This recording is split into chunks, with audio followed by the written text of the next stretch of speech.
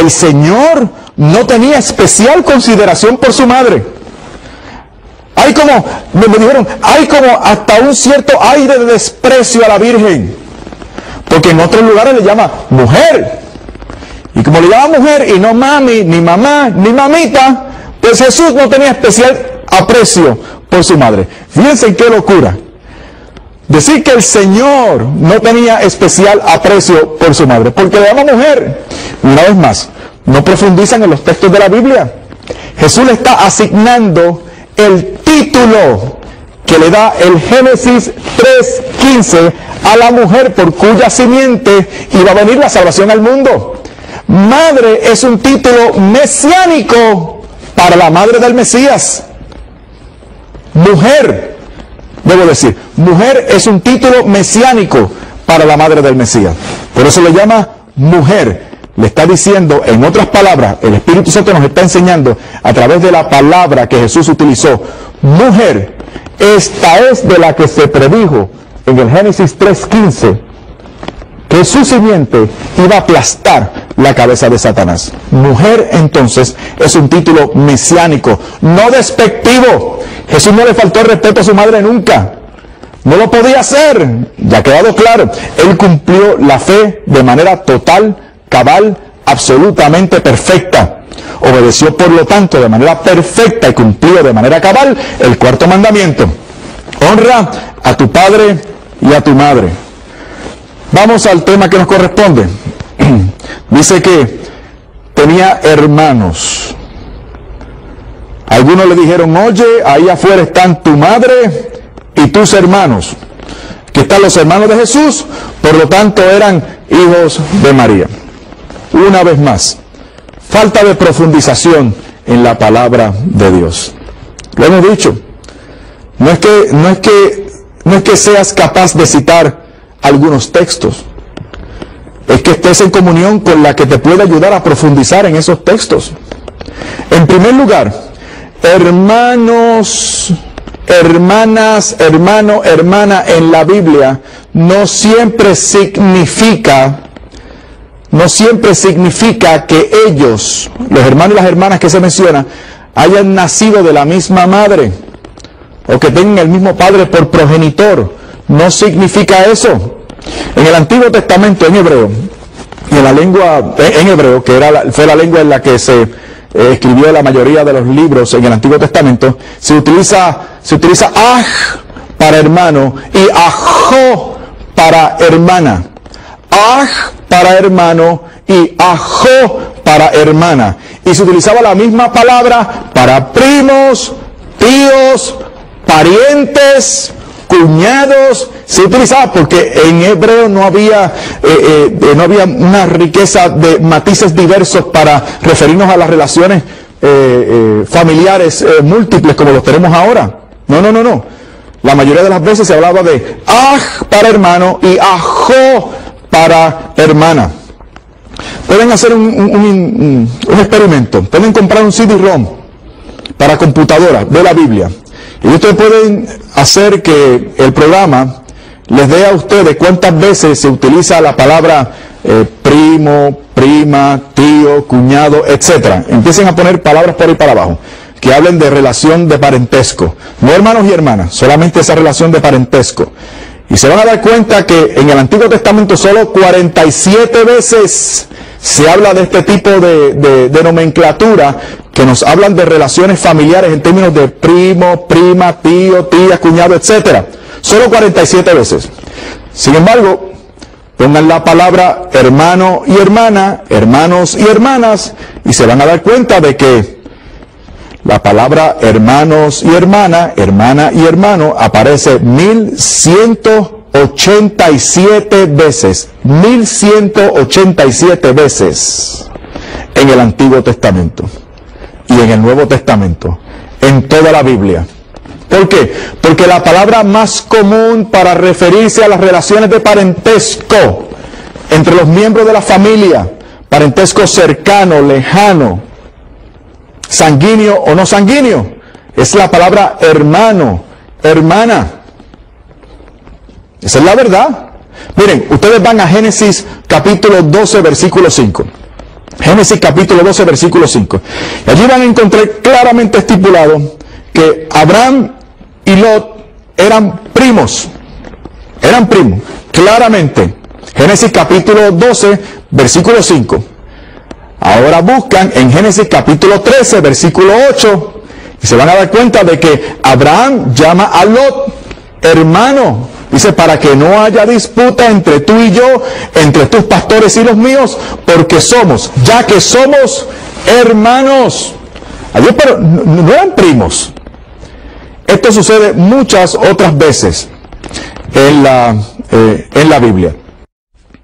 Otra cosa que nos pueden decir, por ejemplo, es, bueno, pero es que en Lucas capítulo 2, versículos 22 y 23, se dice que Jesús fue el primogénito de sus padres, porque el Señor San José y Santa María llevaron a Jesús a presentar al templo para cumplir con la ley que prescribía que había que presentar al templo el primogénito.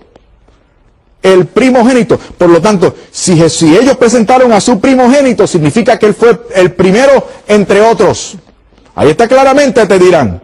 Así me decían a mí. Así me enseñaron a mí. Una vez más, falta de profundización en la palabra de Dios. Porque primogénito no es un término cronológico.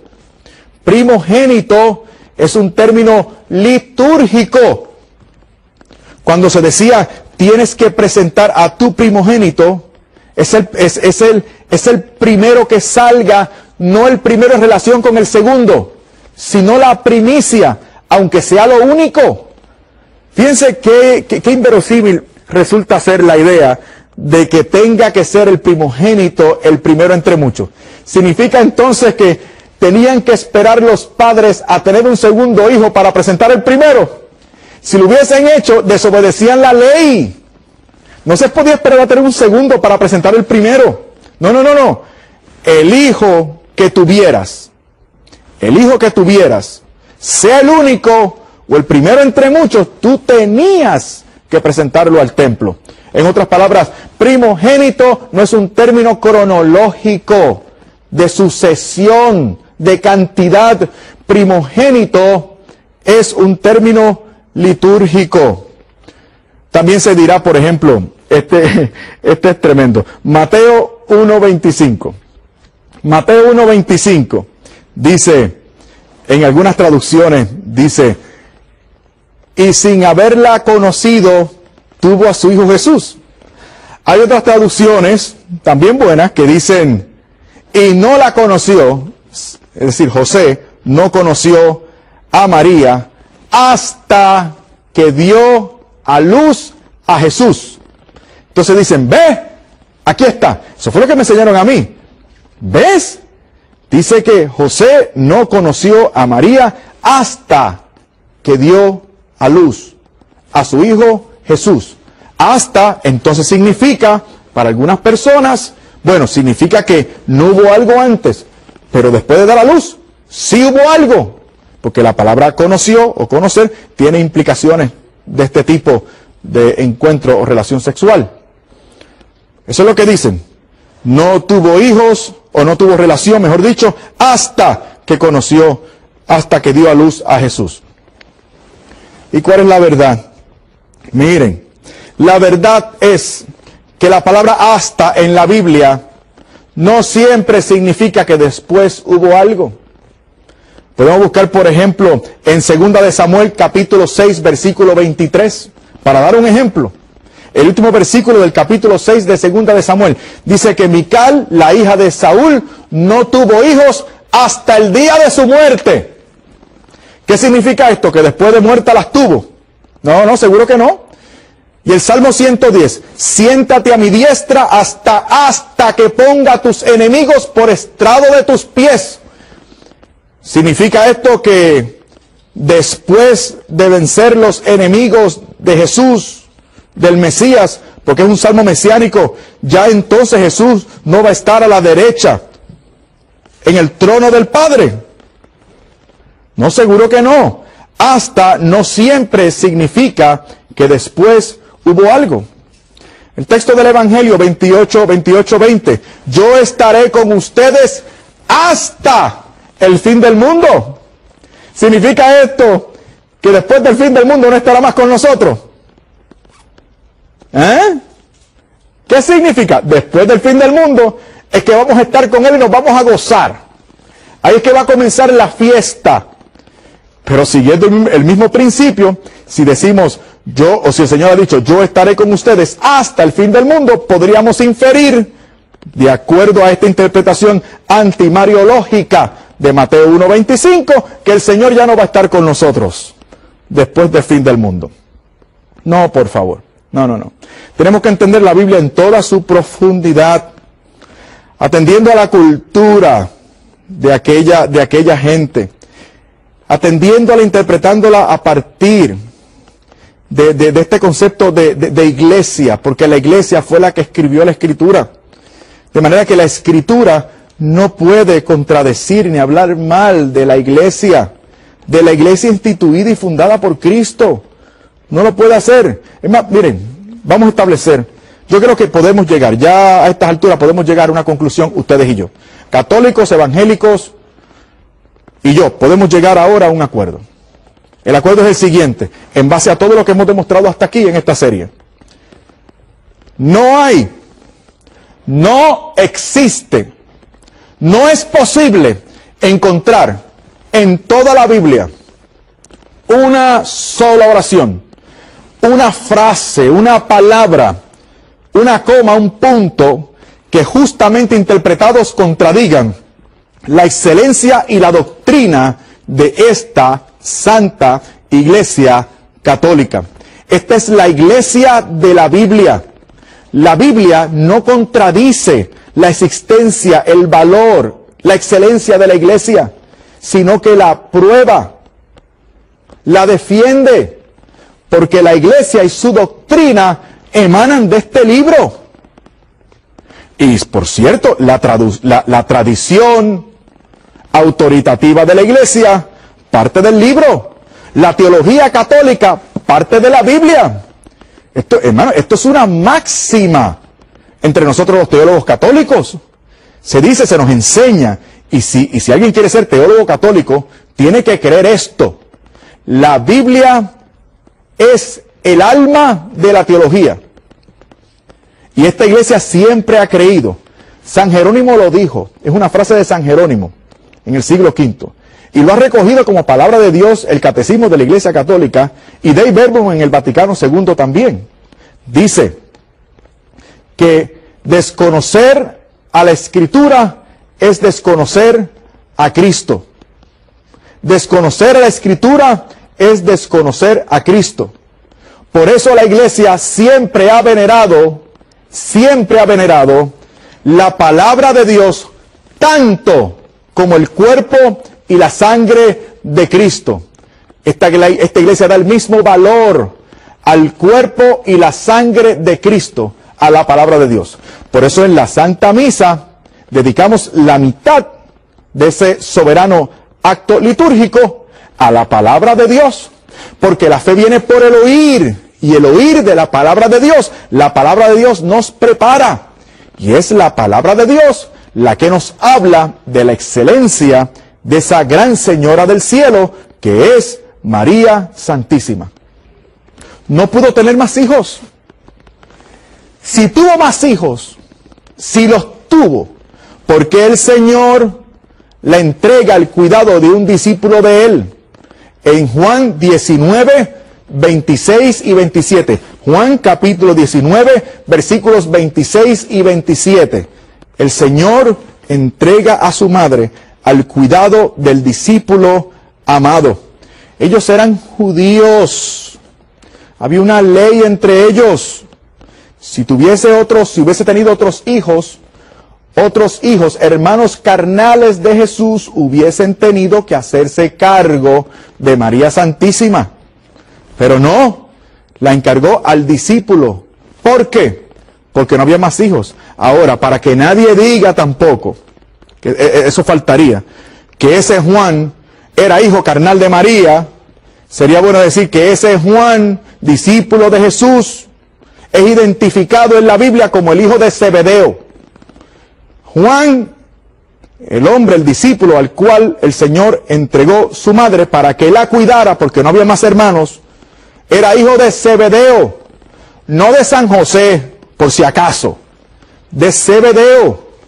No era hermano carnal de Jesús. Cuando hablamos de la virginidad de María y de su virginidad perpetua, lo que estamos queriendo decir es que María quiso preservarse, vivir entera y totalmente para Dios. Muchas gracias por escucharme y oírme. Ojalá nos podamos volver a ver en el siguiente programa, en el cual trataremos sobre el tema de la Eucaristía. Muchas gracias. Dios les bendiga. Hola, ¿qué tal? Gracias de nuevo por recibirme en tu casa. Una vez más, estoy en casa y me siento feliz en la iglesia que Cristo fundó personalmente hace 2000 años atrás. Y aquí estoy para compartir esa felicidad contigo, amigo católico y amigo también evangélico, porque al fin y al cabo amamos a Dios. Y como amamos a Dios, pues nosotros lo queremos todo. Nosotros lo quisiéramos todo. En este caso, nosotros los que estamos en la Iglesia Católica estamos seguros, no tenemos duda de que estamos en contacto, en comunión con la Iglesia que lo tiene todo, y eso nos hace plenamente felices. En el programa anterior hablábamos sobre María Santísima. Hablaba sobre aquel primer encuentro que tuve con la verdad mariana que revela la Biblia. Descubrí, entre otras cosas, que María, glamorosa, bella, hermosa, poderosa, eminente, en el capítulo 12 de Apocalipsis, revestida de sol, la luna a sus pies, coronada de estrellas, aparece en el capítulo 12 de Apocalipsis como la madre de aquel que regirá al mundo. Evidentemente es María Santísima, pero también aparece como la madre de los discípulos, de los seguidores de Jesús. O sea, aparece, además de como reina y de María Santísima, la madre de nuestro Señor, aparece como madre nuestra, madre de la iglesia, reina de todo lo creado, madre de Cristo y madre nuestra. Y está en la Biblia, porque hemos venido hablando acerca de la fe que encontré en la Biblia. Es irónico, pero terminé haciéndome católico por la Biblia sola Biblia. Claro está, en mi camino, en mi peregrinaje hacia la Iglesia de Cristo, me he dado cuenta de que junto a la Biblia yo tengo que atender la tradición con letra mayúscula, porque es la puesta al día, la interpretación autoritativa y revelada de esa Biblia que tanto amamos, de la palabra de Dios escrita. Pero todo eso, hasta ese momento, había quedado aquí, ¿no? En la búsqueda de un teólogo que está descubriendo cosas maravillosas, cosas que gustan al intelecto, pero que caen un poco mal al corazón. ¿Por qué? Porque esto me estaba haciendo consciente de que yo tenía que actuar de acuerdo a mi conciencia.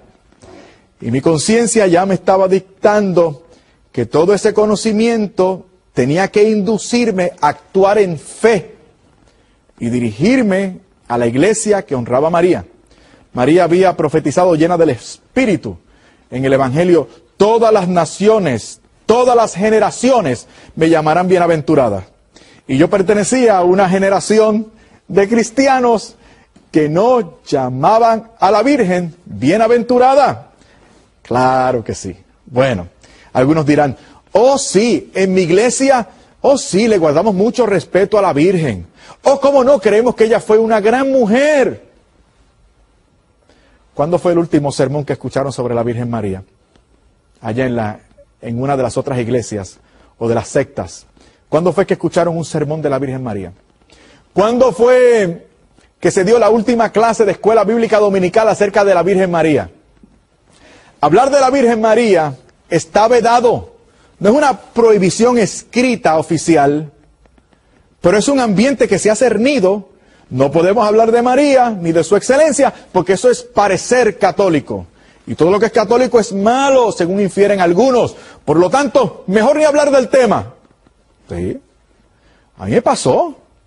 Y eso fue, de ahora en adelante, van a notar cómo esta idea mariana que está en la Biblia comenzó a bajar a mi corazón. Y comenzó a forzarme en el último trayecto que tuve que recorrer para entrar en comunión con la Iglesia de Jesucristo. En Puerto Rico había un señor que tenía una emisora de radio. Y en aquella emisora, un hombre muy anticatólico. Su predicación consistía en insultar constantemente a la iglesia, su doctrina y sus ministros. Ese hombre se le ocurrió decir en una ocasión por radio, se le ocurrió referirse a nuestra Madre del Cielo en los siguientes términos. Perdonen, pero esto era lo que él decía. Él se refería a la Virgen como el demonio de María. Qué falta de respeto, ¿verdad? Era un odio visceral lo que tenía hacia la Iglesia Católica el pobre hombre. Y se refería a la Madre del Señor en esos términos tan despectivos. Y en una ocasión lo escuché y me escandalicé. Dije, pero ¿cómo es posible que alguien se refiera a la Virgen en estos términos? ¿Cómo es posible que le falten el respeto a los asuntos de fe? ¿Cómo es posible que le falten el respeto a la Madre de nuestro Señor y Salvador? Esto está mal. Esto está bien mal. Y me di a la tarea de estudiar un poquito acerca de la Virgen para ver si podía corregir lo que ya había identificado como un problema en nuestras iglesias. Y el problema era que a conciencia sabíamos que no le hacíamos justicia a la Madre del Señor. No se hablaba de ella. Estaba vedado. Pero yo quería solucionar eso. Porque al fin de cuentas yo quería ser un buen ministro, un buen predicador, un buen maestro. Y yo me sabía con la responsabilidad de enseñar y predicar lo correcto.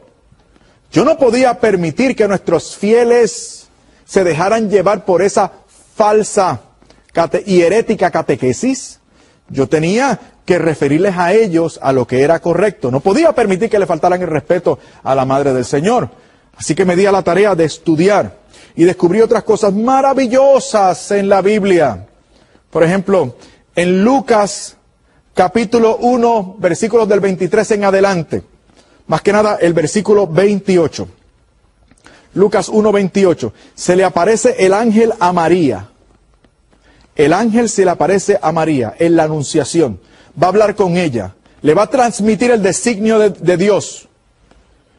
Y según algunas traducciones, ¿qué es lo que hace el ángel? El ángel irrumpe frente a María, en la presencia de María, y la saluda en estos términos. Salve, llena de gracia. Pero la llama salve. Fíjense en el saludo que le da el ángel a María. Salve. ¿Saben qué es ese saludo del salve? Salve es un saludo a la realeza. A la realeza se saludaba de esa manera. Salve el rey. Salve a la reina. Ahora bien, escuchen bien, porque María se sorprendió. María dijo, pero ¿qué clase de saludo es este? ¿Por qué? Porque el saludo de salve no se daba solo con la boca. Uno no podía ver al rey o a la reina y decir, hey, tú, salve. Vaya, ¿cómo te va? Salve. No, señor. No. Era un saludo con toda reverencia, revestido de solemnidad. El ángel, cuando saludó a la Virgen, lo que hizo fue lo siguiente. Así es el saludo de la salve. Así es. Salve. Muy favorecida. Salve. El ángel se postró. Por eso es que la Virgen se sorprende y dice, pero ¿qué clase de saludo es este? Un emisario del cielo me rinde una reverencia. Y enseguida el ángel no la llama María, le cambia el nombre. No. El llena de gracia que le dice después no es adjetivo. No. No es una condición de ella. No. El ángel le cambia el nombre. El ángel le llama salve llena de gracia. La llena de gracia es un sustantivo. No adjetivo ni adverbio. No, sustantivo, nombre. Se le cambia el nombre, no María, sino llena de gracia. Gracia plena, según la traducción latina de San Jerónimo. Que las Biblias en español traducen además como llena de gracia o muy favorecida. Pero eso es lo de menos. Lo importante es que los manuscritos, en el griego koiné original en el cual se escribieron estos versículos, no se refieren a María como la llena de gracia. No. El término utilizado en los manuscritos, en todos los manuscritos de Lucas capítulo 1, coinciden en que el ángel llamó a María de la siguiente manera. ¡Qué charitomene! Eso es lo que se ha traducido como llena de gracia o muy favorecida. Gracia plena. El título, el nombre que le pone el ángel a María es ¡qué charitomene! Le cambió el nombre. Significa que, de acuerdo con esa práctica en toda la Escritura, se está anunciando el rol determinante de María Santísima en la historia de la salvación. Hay que profundizar en la Biblia. Por eso es que Abraham dejó de ser Abraham dejó de ser Abram para convertirse en Abraham. Jacob, Israel. Simón, Kefas. Pedro, piedra. Siempre sucede en la Escritura. A María le cambian el nombre a ¡qué charitomene! Y cuando escuché ese nombre, cuando leí ese nombre, ¡qué charitomene!, quedé extrañado porque no conocía bien el término.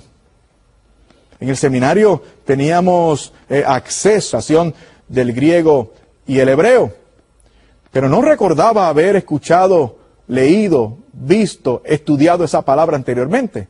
El ángel la llama ¡qué charitomene! ¿Y qué significa ¡qué charitomene? Solo aparece una vez más en toda la Biblia. En Efesios capítulo 1, para hablarnos acerca de la misma gracia y gloria de Dios. Fíjese qué término importante este. Ahora bien, ¿qué significa, al fin y al cabo, ¡qué charitomene? El nuevo nombre que le da el ángel a María en la Anunciación. Bueno, es un término que es difícil precisar en tiempo y espacio, pero no por eso es impreciso. Podríamos interpretarlo, traducirlo, de acuerdo con la mayoría de los estudiosos en lenguas bíblicas y en estudios bíblicos, de la siguiente manera. ¿Qué charitomene significa? La que siempre, por siempre, jamás estarás llena, revestida, plena, rebosante de la gracia de Dios. La que actualmente estás repleta, llena, sobreabundante, plena de la gracia de Dios. Escucha bien. La que siempre, desde siempre has estado, la que desde siempre, desde un antes de nacer, has estado plena, repleta, llena de la gracia de Dios. Desde siempre. Eso implica el término ¡qué charitomene!, el nuevo nombre de la Virgen. En ese momento, cuando leo los estudiosos y su coincidencia en este sentido, digo para mí mismo, Dios mío, con razón estos católicos creen que María fue preservada de toda mancha de pecado original. Si está en la Biblia, perfectamente bíblico, Lucas capítulo 1, versículo 28. ¡Qué charitomene! Siempre has gozado, aún antes de nacer, de la gracia y de la gloria de Dios. ¡Qué maravilloso! Son cosas lindas, hermosas, entre muchas otras más. Claro, te toca a ti, hermano católico, y a ti, hermano evangélico. Les toca a ustedes seguir profundizando. A los católicos, sobre todo, seguir formándose en la fe para seguir aprendiendo cosas maravillosas. ¿Qué fue lo que hice? Seguí estudiando, descubrí un poco más sobre la realeza de María a partir de Hechos capítulo 1, versículo 14 y otros textos más. El anuncio de la redención del mundo a través de ese canal perfecto que es María Santísima en Génesis capítulo 3, versículo 15.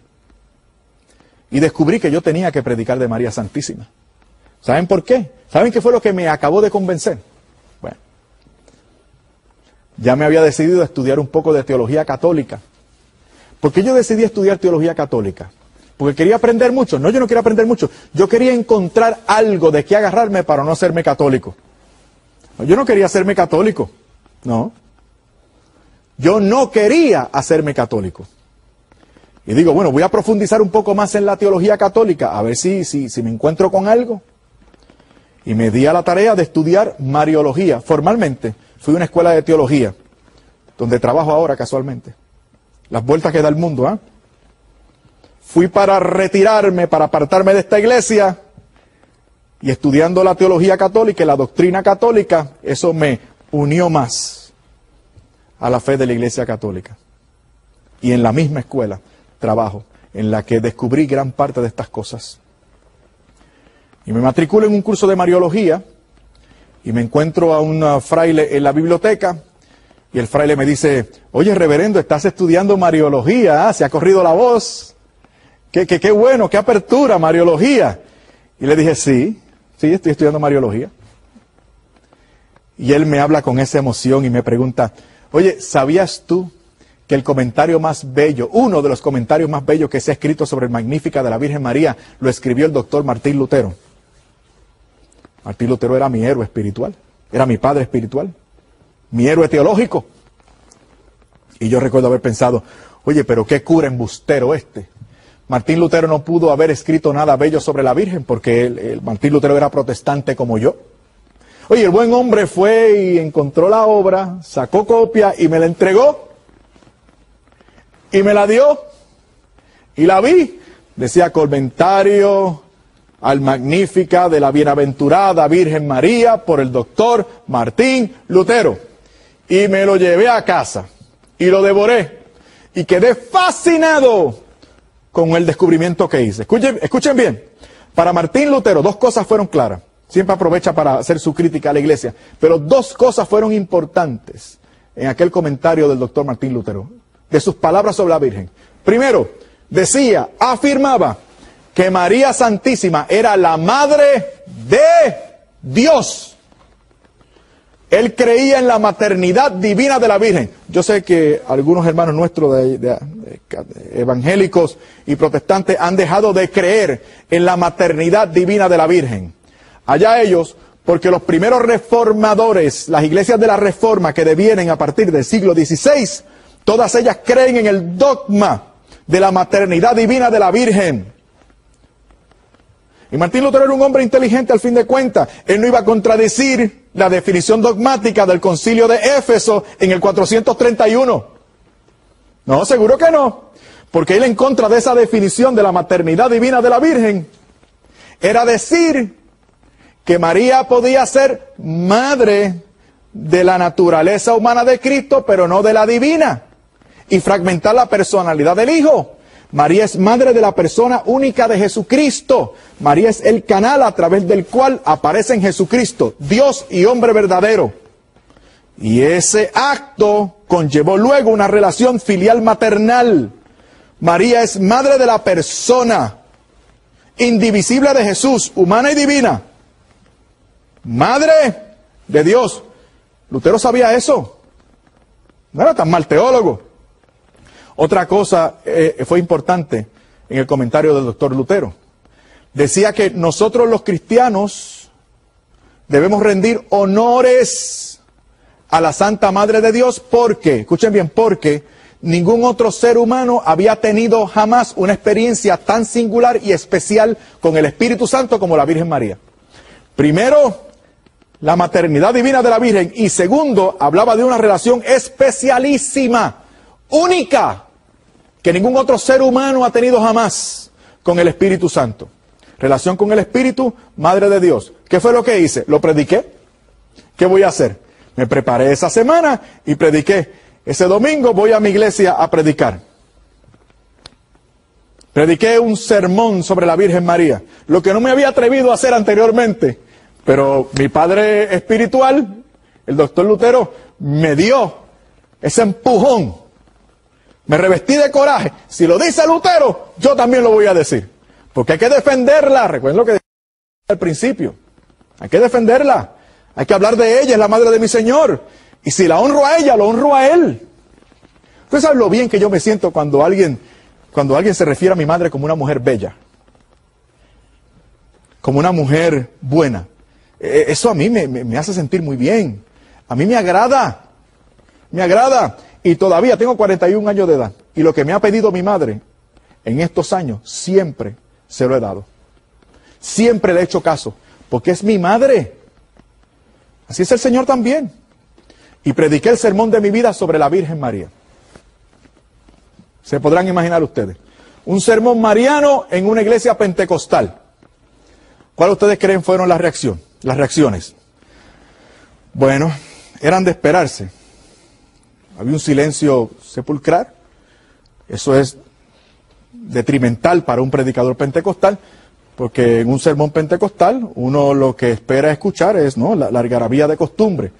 La predicación en el contexto pentecostal es algo extraordinario, exuberante. Es como una comunicación. Yo hablo y allá responden, gritan, se levantan, etc. Eso es un culto pentecostal. Pero esa noche no había esa reacción. Y yo me preguntaba mientras predicaba, ¿pero qué ha pasado? Si yo estoy predicando de la Biblia, yo estoy predicando de un personaje bíblico importante, determinante en la historia de la salvación. Otra manía que teníamos algunos predicadores pentecostales, y esto lo aprendí en el seminario. En el seminario pentecostal se me enseñó de que uno podía tener una persona que le tomara notas del sermón a uno para que después le criticara. Una persona sabia, madura, discreta, por supuesto. Y yo contaba con una hermana muy buena. Le pregunté a ella, oiga hermana, ¿y qué fue lo que pasó? Y ella me dijo, ay, Fernando, el sermón estuvo muy bonito, no lo voy a negar. Pero, y le pregunté, ¿pero qué? Y me dijo, demasiado mariano. Ahí me dio coraje y le pregunté, pero ¿por qué hace usted esa diferencia? ¿Por qué dice mariano? Yo creo que fue bíblico. ¿Por qué usa la palabra mariano? Y ella me dijo, es que te pasaste todo el sermón.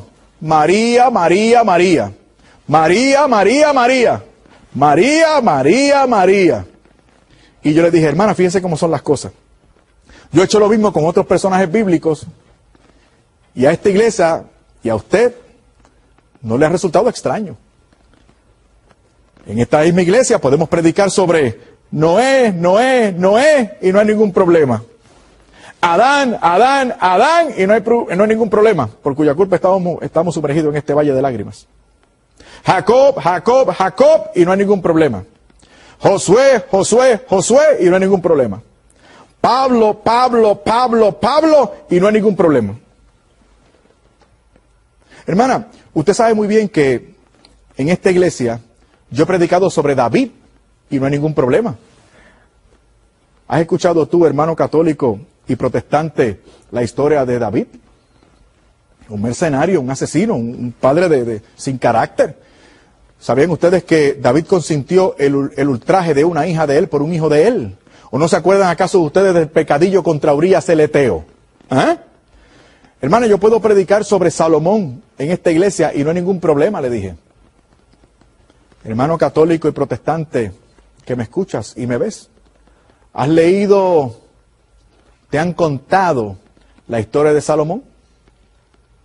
Un degenerado. ¿Sabías tú que puso altares a los dioses falsos donde gusto y gana le daba a sus mujeres?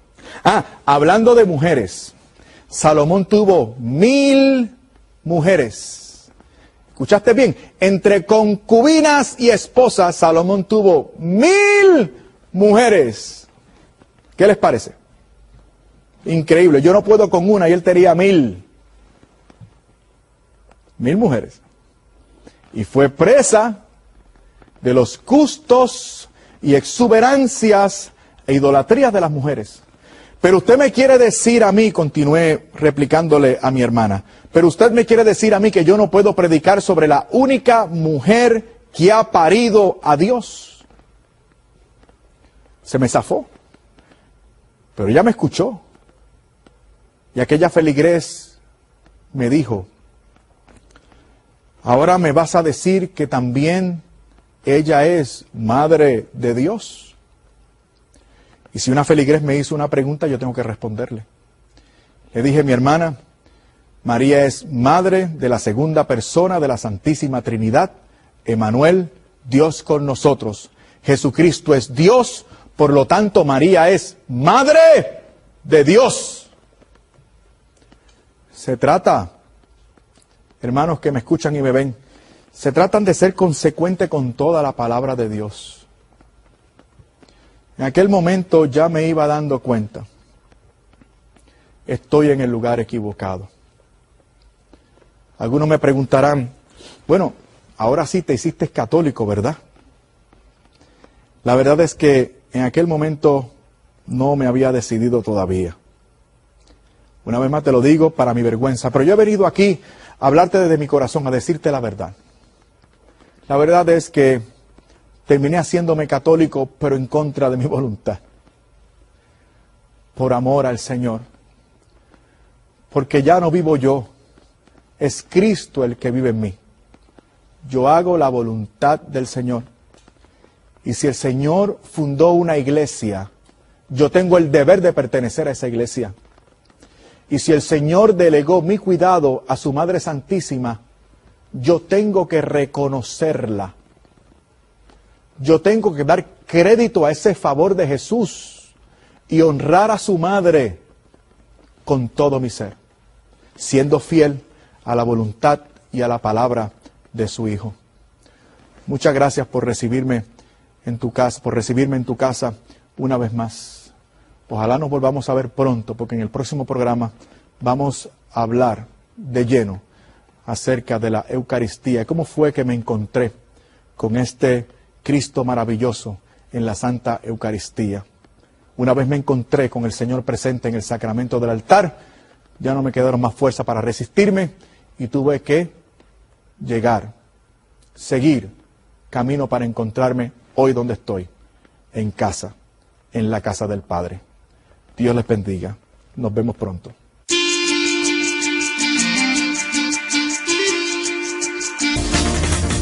Hola, ¿qué tal? Les saludo de nuevo. Gracias por recibirme una vez más. Soy Fernando Casanova. Enseño teología en la Facultad de los Padres Dominicos en la Universidad Central de Bayamón. Y soy el fundador y director de la Alianza Formativa, que es un apostolado de formación y evangelización para la feligresía de la Arquidiócesis de San Juan de Puerto Rico. Estoy feliz porque estoy en casa. Así hemos titulado esta serie. Y nos ha tocado por fin en este programa hablar de un tema singular, importantísimo. Vamos a hablar de la Eucaristía. Porque estamos conversando tú y yo. Tú y yo, de manera franca. Estoy abriendo mi corazón. Te estoy dejando saber lo que aconteció en mi vida. Cómo he venido a dar al traste con esta realidad maravillosa de la presencia real de mi Señor en la Santa Eucaristía. Ya lo había descubierto en la tradición de la Iglesia. Había descubierto esta Iglesia y su doctrina en la Biblia. Pero me faltaban algunas cosas por conocer. Ya te he contado acerca de mi encuentro con la Madre del Cielo. Y ahora me toca hablarte de la Eucaristía. Ese gran tema, ese gran milagro, ese misterio de la presencia real y verdadera de nuestro Señor en los elementos de pan y de vino. Porque ya no es pan, ya no es vino una vez han sido consagrados. Estamos hablando del mismísimo cuerpo, la sangre, el alma y la divinidad de nuestro Señor Jesucristo. Eso es lo que creo ahora, con todo mi corazón. Estoy seguro de eso, porque lo ha revelado el Señor, porque está en la palabra de Dios. Pero anteriormente, no lo creía. Anteriormente, la Eucaristía para mí era algo que llamábamos la Santa Cena. Esa era la versión original y verdadera de lo que Cristo había instituido en el Evangelio. La noche en que fue entregado, el Señor tomó pan, tomó vino, bendijo, lo partió y dijo: tengan y coman todos de él, porque esto es mi cuerpo. Tengan y beban todos de este cáliz, porque este es el cáliz de la alianza en mi sangre, de la alianza nueva y eterna. Y Jesucristo instituye la Eucaristía, pero para nosotros era algo así como la Santa Cena. Y no revestía importancia realmente, porque era un símbolo, era una representación de aquel momento. El centro del culto siempre era la proclamación o la predicación de la Biblia, ¿no? De un texto de la Biblia. Pero la observancia de la Cena del Señor no era regularmente celebrada. De hecho, en nuestra tradición se tenía una mesita donde se guardaban los utensilios que se utilizaban para la Santa Cena y se resguardaba, se ponía en una esquina al extremo derecho o izquierdo, al fondo de la plataforma desde la cual se predicaba, pero el centro era el púlpito, el atril aquel grande del cual se predicaba. Pero fui descubriendo cosas maravillosas y cosas que no fueron descubiertas por casualidad. ¿Por qué? Bueno, tengo que reconocerlo. Yo tenía amigos católicos, amigos que conocían su doctrina en cuanto a la presencia real, sabían de la Eucaristía. Yo sabía que no eran católicos, algunos de ellos, algunos de mis amigos, sabía que no eran católicos ignorantes, porque participaban de círculos de oración, participaban de algunos programas de formación, etcétera. Pero mis amigos no me hablaban de estas cosas. No me hablaban de estas cosas. No compartían su doctrina. Y eso que les daba margen para que lo hicieran. Claro, yo me los quería ganar. Pero en ese trayecto para ganármelos a ellos, yo les daba la oportunidad para que ellos me hicieran preguntas, me cuestionaran lo que quisieran. Claro, yo estaba confiado, estaba relax.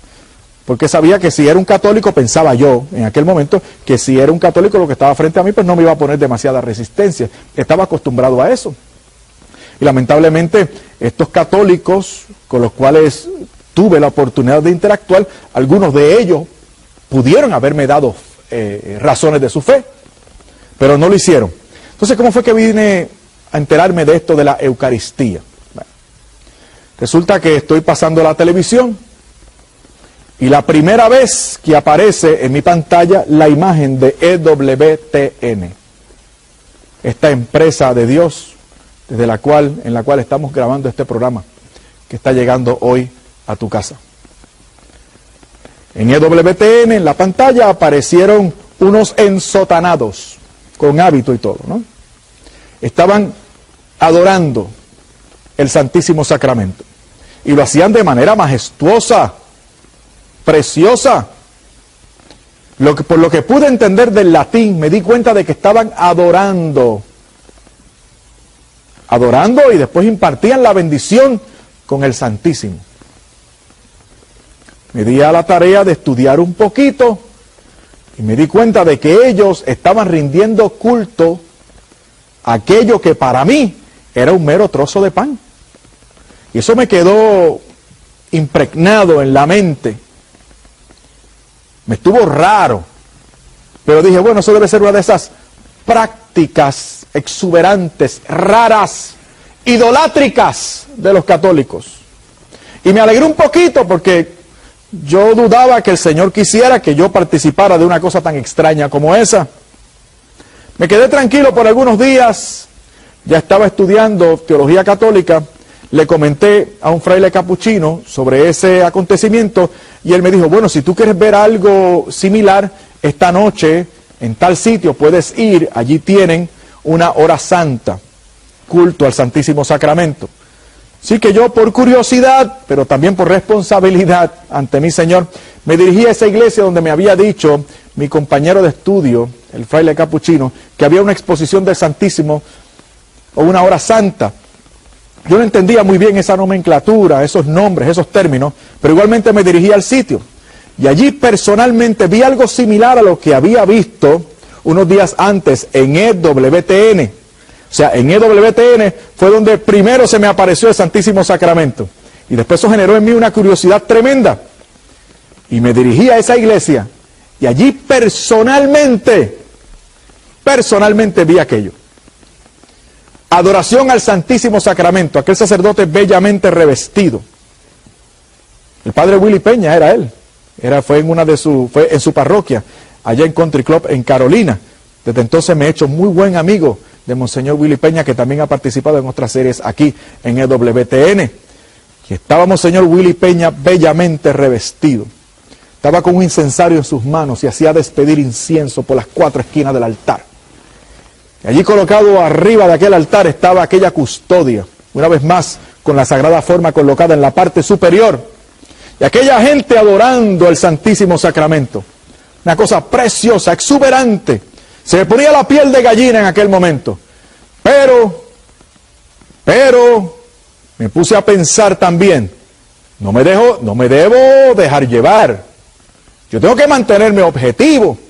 Yo no puedo dejar que esta gente me confunda, porque yo no quiero hacerme católico. No quería todavía. Así que se me ocurrió algo. Dije, bueno, obviamente esta gente está equivocada. Porque ellos dicen estar adorando al Señor, pero yo no veo al Señor. Están adorando un trozo de pan, un trozo de harina cocida. Eso es lo que yo veo. Nunca lo he ingerido, pero pienso que si lo pruebo, me va a saber a harina, a pan. Ese no es el Señor. Deben estar equivocados. Y si están equivocados como yo quería que estuvieran, y estaban adorando eso que no era el Señor, entonces son unos idólatras, pensé yo. Y eso me dio como un rayito de esperanza y como una alegría que me dio. Porque Dios no quiere que yo entre en comunión con una iglesia idólatra. ¿Verdad que no? Así que dije, bueno, voy a salvar mi responsabilidad con el Señor. Voy a estudiar y a profundizar en este misterio. Y si yo logro demostrar por la Biblia que esta gente están adorando un trozo de harina cocida y no a Jesucristo el Señor, como ellos dicen, entonces serán verdaderamente unos idólatras. Y yo me habré librado de mi responsabilidad y ya no tendré que hacerme católico. Habrá sido todo un sueño, una pesadilla de la cual ya desperté. Y me di a la tarea de estudiar aquel sacramento. De estudiar, de profundizar. Y en la medida en que iba profundizando e iba estudiando, me fui dando cuenta de que la cosa no era como yo esperaba. Porque una vez más, cuando te fijas de los textos y profundizas en ellos, te vas a encontrar con la iglesia y la fe de la iglesia y el culto de la iglesia que escribió la Biblia. Descubrí la presencia real. Utilizando el mismo texto, estudiando el mismo texto que yo utilizaba para celebrar la Cena del Señor. Primera de Corintios, capítulo 11, versículos del 23 al 26. San Pablo repite las palabras de la institución de la cena, que eran las que utilizábamos nosotros para celebrar la Santa Cena en nuestras iglesias. Que para nosotros era un símbolo, memorial, representación, símbolo nada más. Y por eso se podía celebrar 1 o 2 veces al año. La cosa era no observarla mucho, demasiado, porque habían otras cosas más importantes que la Cena del Señor. Había que dejarla para después. Esa es la repercusión práctica de haber dejado la celebración del culto eucarístico. Lo que no se observa se relaja y se deja de querer y de practicar y adorar en este sentido. Pero fíjense qué interesante. La clave la encontré a partir del versículo 27 del capítulo 11 de Primera de Corintios. El apóstol, después de hablar de la institución de la cena por Cristo, porque el apóstol está tratando de corregir la mala observancia de la Eucaristía que tenía aquella comunidad. El apóstol quiere poner orden. Escuchen bien, por favor. El apóstol quería poner orden. Pero descubrí que el apóstol no comienza a hablar de la Santa Eucaristía en el capítulo 11 de Primera de Corintios. El apóstol ya está hablando en el capítulo 10 de Primera de Corintios acerca de la mala observancia de aquella gente. de la cena del Señor, de la Eucaristía. Y el apóstol le regaña en el capítulo 10 de Primera de Corintios y le dice, parece mentira, están viviendo una doble vida. Ustedes pretenden entrar en comunión con el altar del Señor y permanecen en comunión con el altar de los demonios. Y el apóstol les exhorta que tomen una decisión fundamental, urgente, o el altar del Señor, el altar de la Eucaristía, del sacrificio, porque en un altar es donde se lleva a cabo un sacrificio, quiero que sepas. En el altar del Señor, ahí frente a ese altar, tú y yo tenemos que decidir. Eso es lo que San Pablo está diciendo.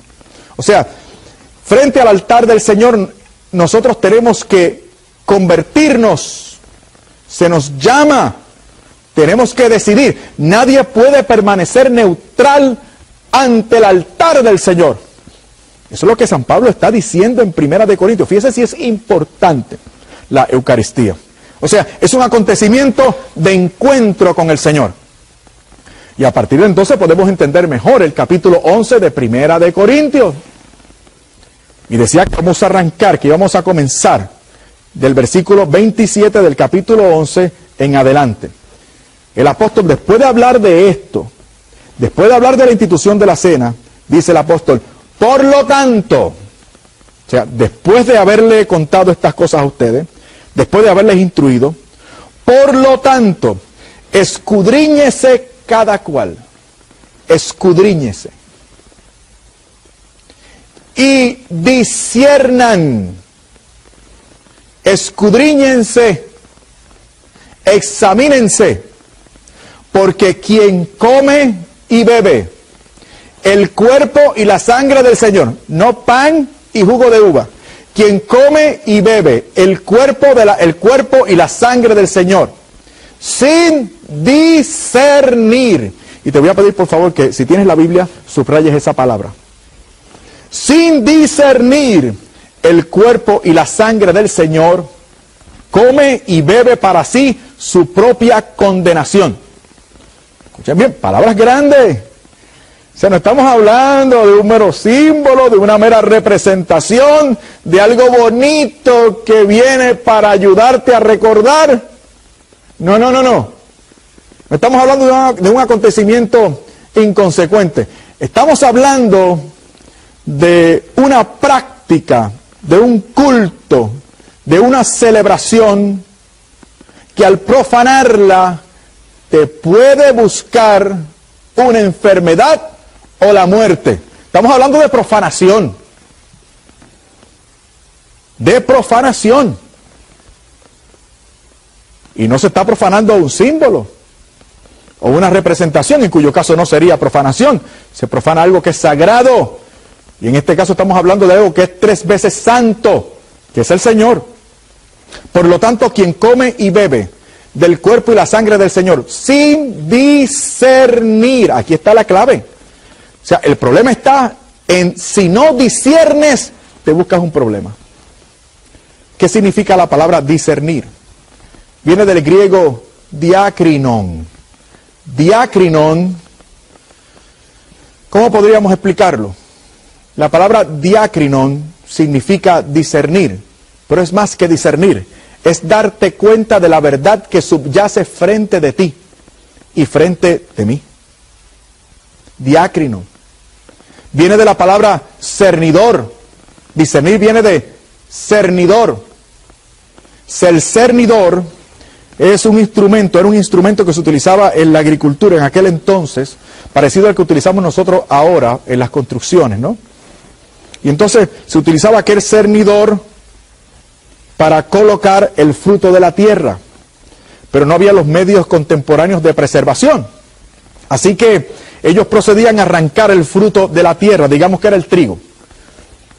Como no había los medios contemporáneos o modernos de preservación, ellos tenían que darse prisa para que no se echara a perder nada. Así que ellos tomaban el trigo y lo echaban en el cernidor. Pero ahí en ese movimiento rápido, ahí se iba la cizaña, las piedras, la mala hierba, las raíces, todo en el cernidor. Cuando el cernidor se llenaba, ellos procedían a discernir, de ahí viene la palabra, usar el cernidor significa discernir. Entonces, mediante ese ejercicio de discernir el trigo, ellos iban sacando y entresacando todo lo que no fuera la planta que deseaban colectar o que deseaban agrupar, el verdadero trigo. Comenzaban a sacar las piedras, las raíces, las cizañas, la mala hierba, todo lo sacaban. De manera que como resultado del ejercicio discernidor, quedara única y exclusivamente el verdadero trigo, lo que importaba. O sea, la palabra discernir, tal como la usa Pablo, significa aquel que no se da cuenta, que no descubre, que no saca y entresaca los elementos visuales, sensoriales, el que no se da cuenta de la verdad que subyace frente a sí, aquel que no se da cuenta del verdadero cuerpo y la verdadera sangre de Cristo. De eso es que está hablando Pablo. Pablo está hablando de la presencia real y verdadera de nuestro Señor. No hacer caso, no tomar en consideración esa presencia, habiéndola discernido. Esto es bien importante.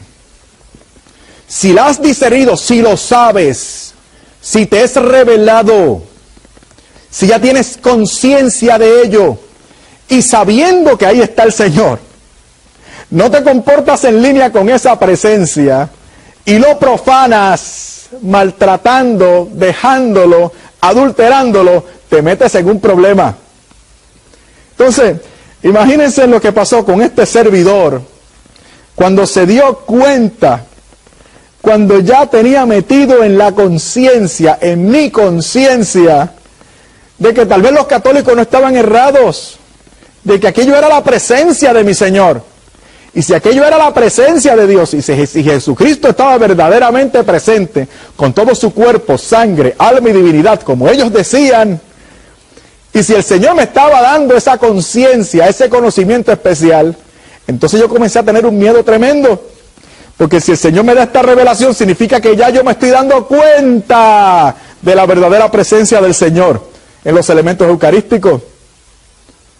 ¿Y cómo yo tenía que responder entonces?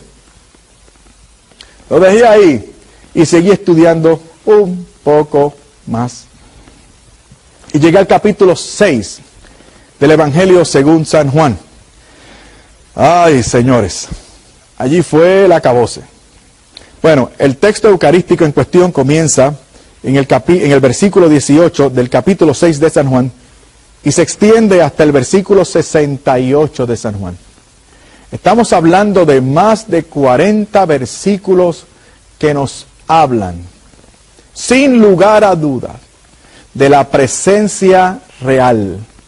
Más de 40 versículos que se dan en el Evangelio según San Juan que prueban la milenaria fe de esta iglesia en la presencia real del Señor, en la Santa Eucaristía.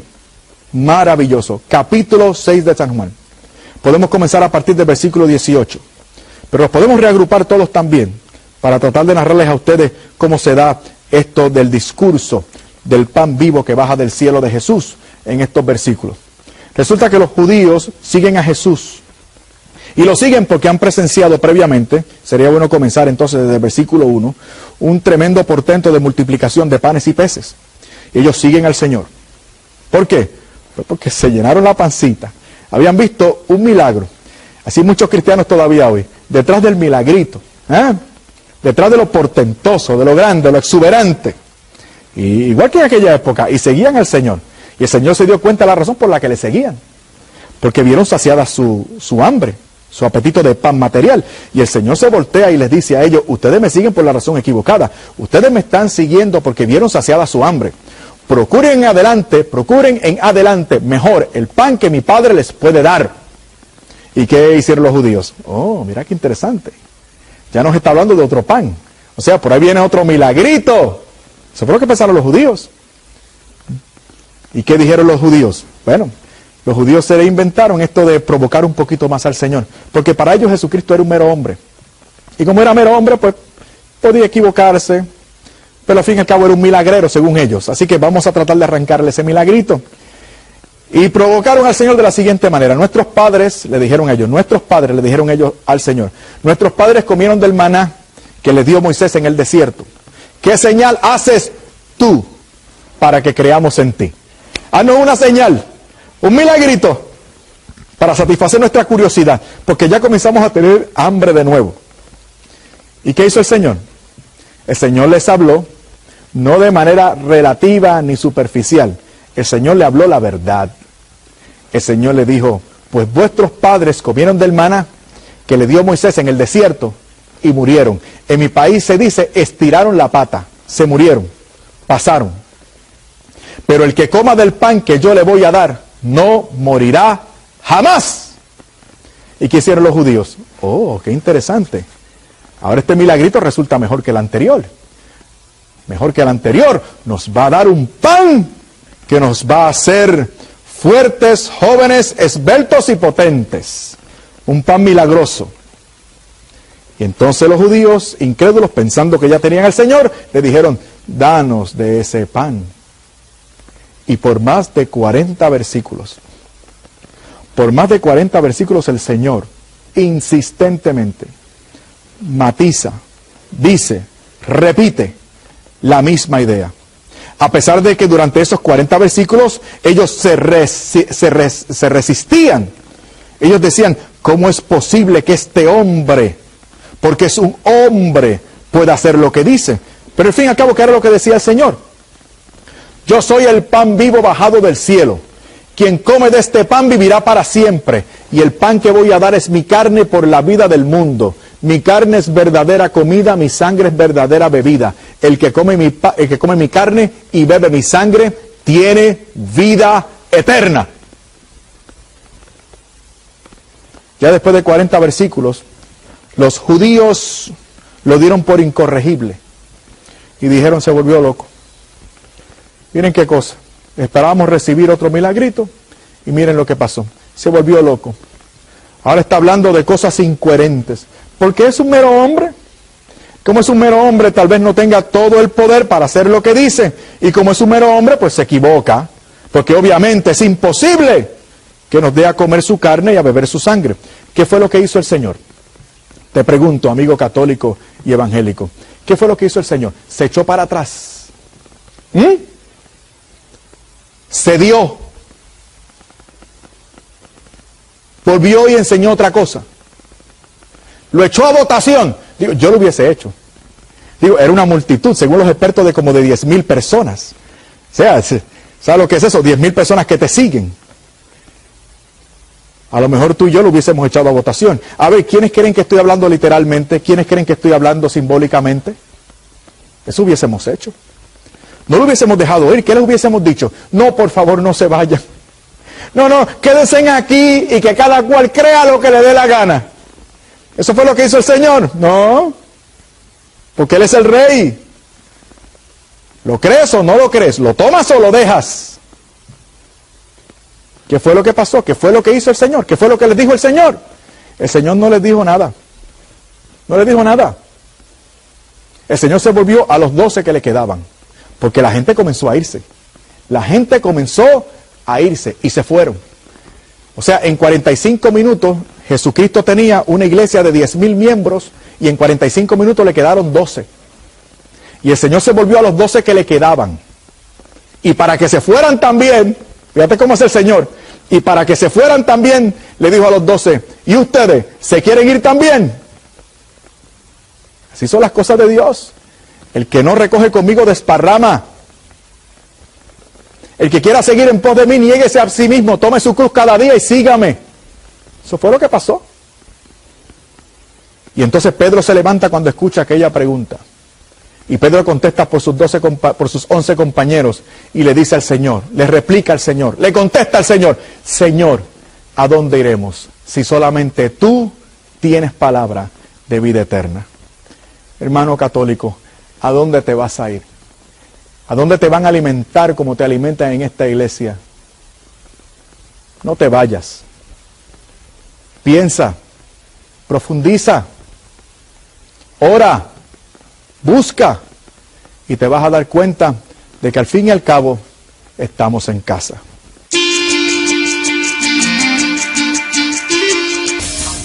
Hola amigos, ¿qué tal?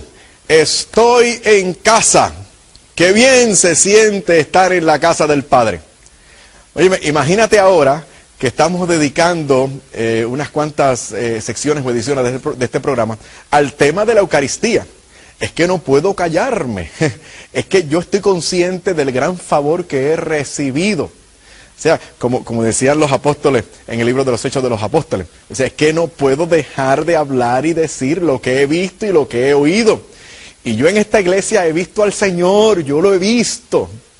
Yo lo veo y de hecho lo recibo en el santo sacrificio del altar. La Santa Misa, el sacramento de la Eucaristía. Y te hemos probado ya por la Biblia y también basado en la autoridad y el poder del Señor, que nosotros en la iglesia sí recibimos. De forma, te lo voy a decir, yo sé que algunos míos compañeros de allá, entre mis colegas teólogos, esto tal vez les suene un poquito incómodo, un poquito arcaico, un poquito pasado de moda, muy poco progresista o integrista, pero te lo voy a decir, porque estoy de acuerdo y en sintonía con la doctrina de mi iglesia. Esto es lo que te voy a decir.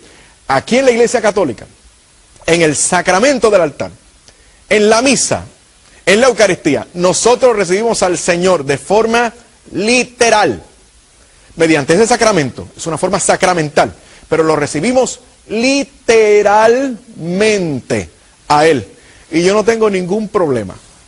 Aunque mis colegas me señalen, aunque me tachen fuera de moda o muy conservador, no importa, porque hayamos establecido también en esta nueva sección, en esta nueva parte de la serie Estoy en Casa, que nosotros creemos en las palabras del Señor, porque el Señor no miente y porque Él tiene el poder para hacer lo que dice. Y nosotros sabemos, y lo hemos dicho ya, que no creemos, yo no creo en que en la Iglesia Católica hayan liberales y hayan conservadores. Eso no existe en la Iglesia Católica. En la Iglesia Católica lo que hay son buenos cristianos y malos cristianos. O sea, buenos católicos y malos católicos. El mal católico no cree lo establecido por Cristo en la Iglesia y por la Iglesia. El buen católico cree lo establecido por Cristo en y a través de la Iglesia.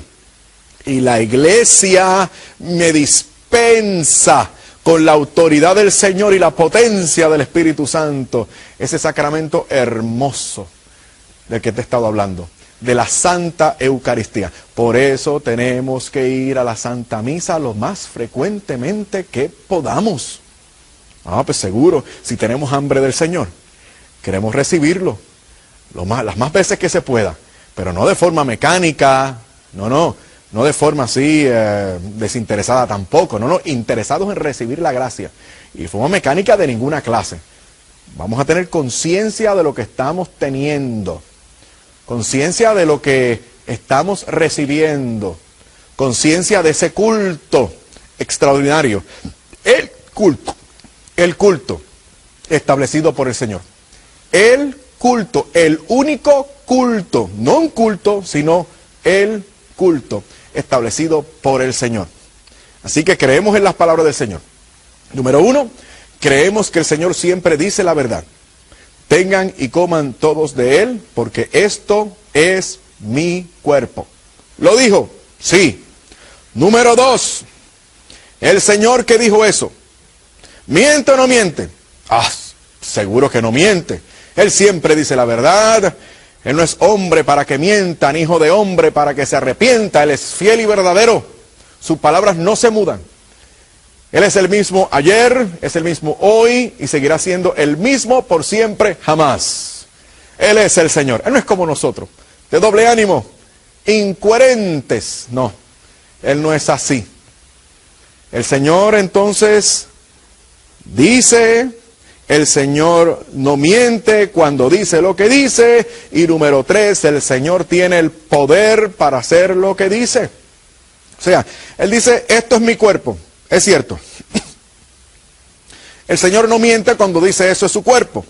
No miente. El Señor tiene el poder para hacer que eso que dice sea verdad. O sea, tiene el poder para transformar pan en su cuerpo y vino en su sangre. Él lo dice, Él no miente cuando lo dice, y Él tiene el poder para hacer lo que dice. Ahora, lo chocante para mí, te lo digo muy honestamente, es que hayan cristianos que prefieran creerle a un buscón, a un embaucador, que ellos son uno de 100 personas que le van a enviar una ofrenda de $1000. Sin embargo, no le creen al Señor de señores y al Rey de reyes, al que no miente, caduca o se muda, cuando dice tengan y coman todos de él, porque esto es mi cuerpo y te lo da de gratis, my friend. Y yo no sé si en esta iglesia es maravillosa. Y hemos estado firmes, perseverantes en esas palabras del Señor, en el culto. Claro, algunos piensan que los católicos se inventaron esto porque alguien les dijo que esta iglesia definió ese sacrificio de la misa y de la presencia real del Señor en la misa en el 1215, y te han mencionado tal vez el cuarto concilio de Letrán, año 1215. Ahí en ese concilio por primera vez se define el dogma de la presencia real como transubstanciación. Tú dices, ahí apareció. Por lo tanto, ahí se lo inventaron los católicos. Eso es desconocer el dogma, la historia de los dogmas y la naturaleza de los dogmas. Cuando el Señor o cuando la iglesia establece un dogma, no lo inventa. La iglesia lo que hace es tomar lo que siempre ha creído, y en un momento singular en el que la fe esté siendo abatida o haya un elemento de la fe que esté siendo negado o que corra peligro, o inclusive que haya una herejía que amenace la sana doctrina de los fieles, en ese momento la iglesia como madre, te viene el término, la iglesia es madre, y la madre vela por sus niños. Y la iglesia es mi madre y la iglesia vela por mí. Por eso, si hay una herejía o si yo me equivoco, ¿qué hace la iglesia?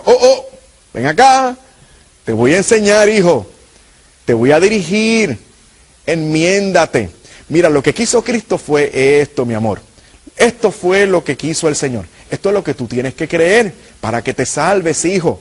Entonces, eso es lo que hace la iglesia. No es que se invente el dogma. Toma lo que siempre ha creído del depósito de la fe. En un momento dado, lo establece, para que no haya duda. Como es madre y vela por nosotros, quiere que nosotros estemos claros.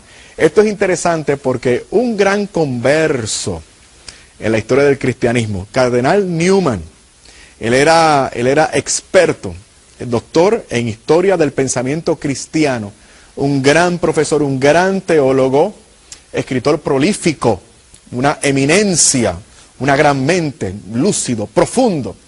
El cardenal Newman fue ministro de la iglesia anglicana y se hizo católico, y como católico llegó a ser hasta cardenal. Imagínate, hasta cardenal.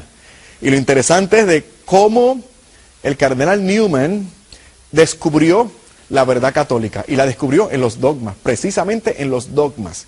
Y aquí una de las razones que da Newman, y lo voy a aplicar a esto del cuarto concilio de Letrán y de lo que dicen otros allá acerca de los dogmas católicos y específicamente acerca del dogma de la transubstanciación. Escucha bien. El cardenal Newman dice, y esto lo estamos aplicando aquí ahora, que el hecho de que la iglesia haya definido el milagro de la presencia real como transubstanciación en el año 1215 es evidencia de que la iglesia siempre ha creído en eso. ¿Sabe por qué? Porque entonces, si conocemos la naturaleza del desarrollo del dogma, entonces significa que durante 1200 años, la gran mayoría de los cristianos creían en el milagro de la presencia real, porque no fue hasta comenzado o terminado el siglo XII, que comenzaron a surgir las primeras herejías que cuestionaban, que negaban el milagro de la presencia real. O sea, durante 1200 años, casi toda la cristiandad estaba ahí, fiel, creyente, inamoviblemente, observantes de esa doctrina, de esa verdad. El Señor está presente. Y cuando surgen esas dudas, entonces, 1200 años después de nuestro Señor y de establecida la iglesia, entonces la iglesia dice, espérate, aquí hay un problema. Hemos creído esto toda la vida. Y hay unos hijitos nuestros que tienen problemas para entender esto. ¿Qué vamos a hacer? Bueno, vamos a profundizar en lo que siempre hemos creído y para beneficio de estas personas que están equivocadas, les vamos a decir lo que nosotros creemos y se lo vamos a poner en palabras. Y vamos a utilizar todos los recursos, dice la iglesia. Vamos a utilizar términos de la filosofía. Por ejemplo, le vienen esas palabras transubstanciación, hipóstasis y otras más. Maravilloso. Los términos como sustancia y accidente para hablarnos en términos filosóficos y metafísicos de la presencia real de nuestro Señor en los elementos eucarísticos. Es que la iglesia es maravillosa. Entonces vienen ahora unos cuantos, algunos de los cuales son colegas míos, de los modernistas, a decirnos ahora, mira, la iglesia, yo sé más que la iglesia. Dicen algunos colegas míos, yo sé más que la iglesia. La iglesia se ha estado equivocando los pasados 2000 años.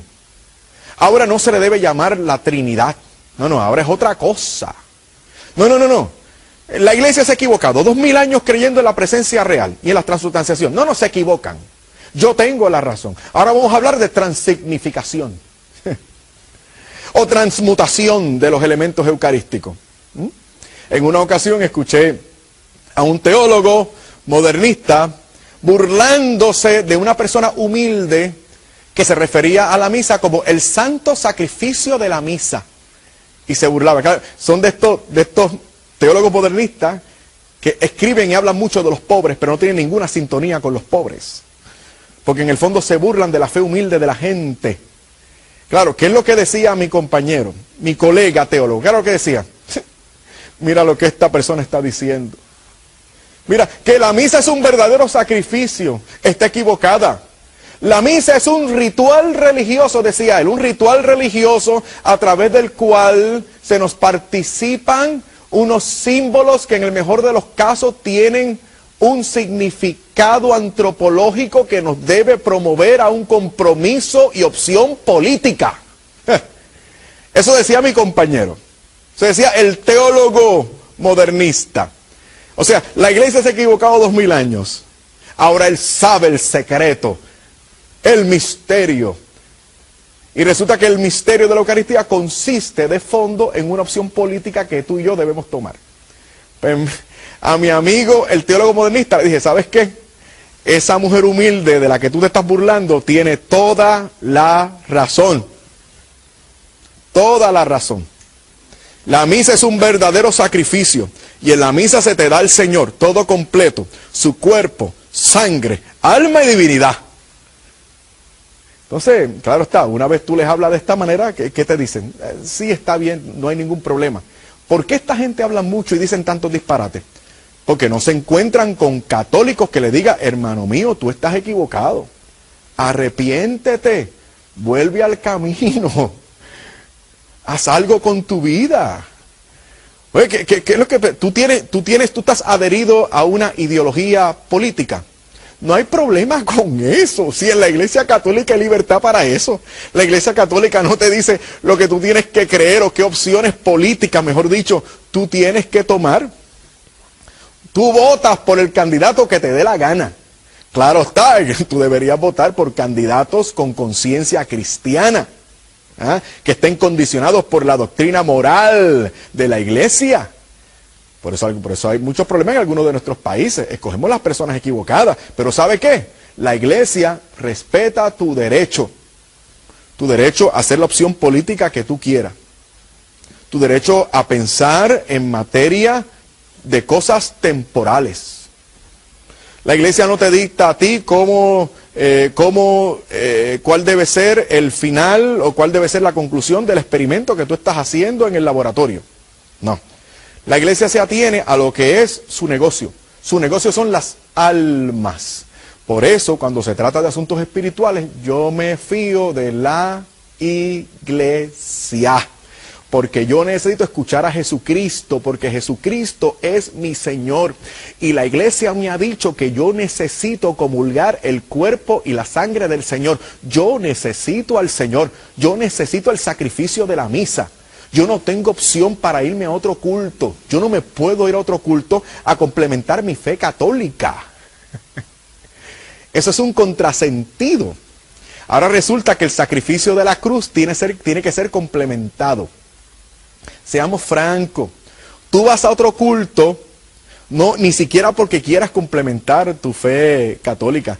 Tú vas a otro culto que no es el culto fijado por Cristo porque tú quieres ser entretenido. Pero yo tengo noticias para ti, en este momento que me estás recibiendo en tu casa. Con mucho respeto y cariño, pero con mucha firmeza. El Señor no se inventó la Santa Misa para entretenerte. El Señor se inventó la Santa Misa para salvarte. Para eso se te da la misa. Y por eso yo le creo al Señor. No se trata de que yo me entretenga o de que yo sienta bonito. Yo le amo y yo sé que Él me comunica su cuerpo y su sangre. Siéntalo o no lo sienta. Ese fue el problema de aquellos judíos incrédulos en el capítulo 6 de San Juan. ¿Qué fue lo que pasó con ellos? Ellos querían un beneficio material. Habían recibido un favor de parte de Jesucristo. Habían sido recipientes de un milagro. ¿Cuál fue el milagro? El Señor le llenó la panza, dice, a 5,000 hombres. Y según la opinión de los expertos, estamos hablando entonces de una multitud de 10,000 personas. Se incluyen los 5,000 solo a los hombres. Pero según los estudiosos, estamos hablando realmente, si incluimos a todos los demás, de una multitud de por lo menos 10,000 personas. Y estas personas, después de recibir ese milagro, después de comer todo aquello, ¿qué hizo aquella multitud? Comenzó a seguir al Señor. A seguir al Señor. Y adulaban al Señor. Y le decían maravillas al Señor. Muchos piropos al Señor. Adulando al Señor. Alabando al Señor. ¿Por qué adulaban al Señor? ¿Por qué le seguían? ¿Por qué le alababan? Le alababan por el beneficio recibido. ¿Por qué? Porque le llenaron la panza. Y dijeron, bueno, esto es magnífico. Este hombre resulta ser un milagrero y olvídate, vamos a seguirle porque aquí hay comida segura. Entonces, el Señor se dio cuenta de la razón por la que le estaban siguiendo.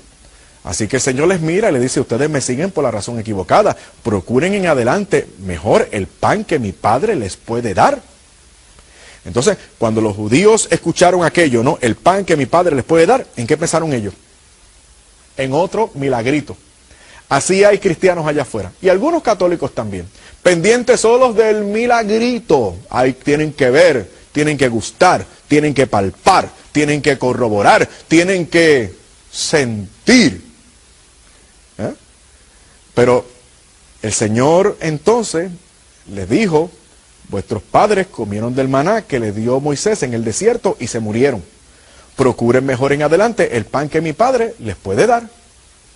Y ahí comienza, porque los judíos inmediatamente le dicen, bueno, danos de ese pan, el milagrito, danos, que nos conviene, que nos gusta, haznos sentir bonitos, dame. ¿Y qué hizo el Señor? Ahora el Señor les va a exigir aquello sin lo cual no es posible un verdadero milagro. Ahora el Señor les va a exigir fe.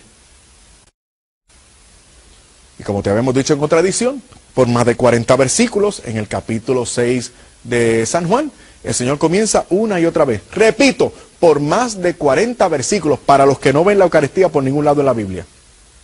El Señor, pues yo soy el pan vivo bajado del cielo, quien come de este pan vivirá para siempre, y el pan que voy a dar es mi carne por la vida del mundo. Mi carne es verdadera comida, mi sangre es verdadera bebida. El que come mi carne y bebe mi sangre tiene vida eterna. Ellos se quedaron esperando el milagrito, porque ellos querían algo que pudieran ver, tocar, darse cuenta. Y como para creerle al Señor, tú no te puedes fijar de los sentidos, Porque tú ves pan, te sabe a pan, te sabe a vino. Tú necesitas fe para creer que eso no es pan ni es vino. ¿Por qué no es pan ni es vino? Porque tus sentidos te engañan, porque tú le crees al Señor.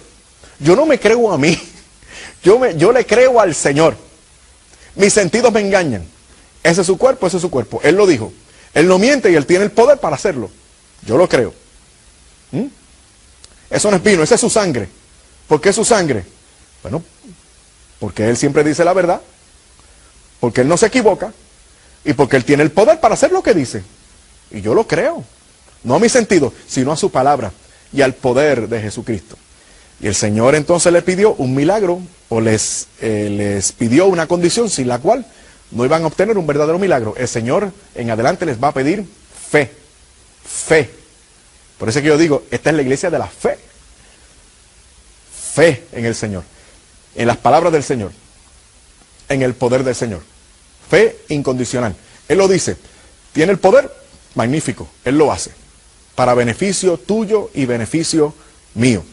¿Qué hicieron aquellos judíos incrédulos?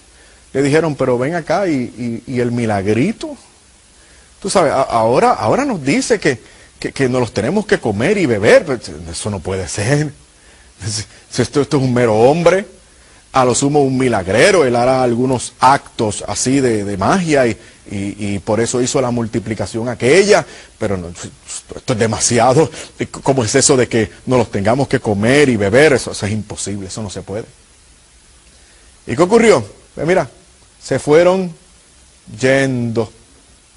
Se fueron yendo. Como quien dice, está loco. No podemos hacer más con él. No le pudimos sacar el milagrito. Así hay muchos. Como no consiguen el milagrito, ¿qué es lo que hacen? Se van. Como están en las parroquias y en algún momento, en algunos periodos de su vida, dejaron de sentir.